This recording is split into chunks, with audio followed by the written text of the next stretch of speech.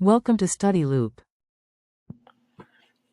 So we use Ampere's law here. Now that so that says that the magnetic field of the cable will be equal to mu naught, the constant, times I, the current, over 2 pi r being the radius of of the wire, and so or the length of the cable, and so this is mu naught is 4.4 pi times 10 to the negative 7 Tesla meters per amps.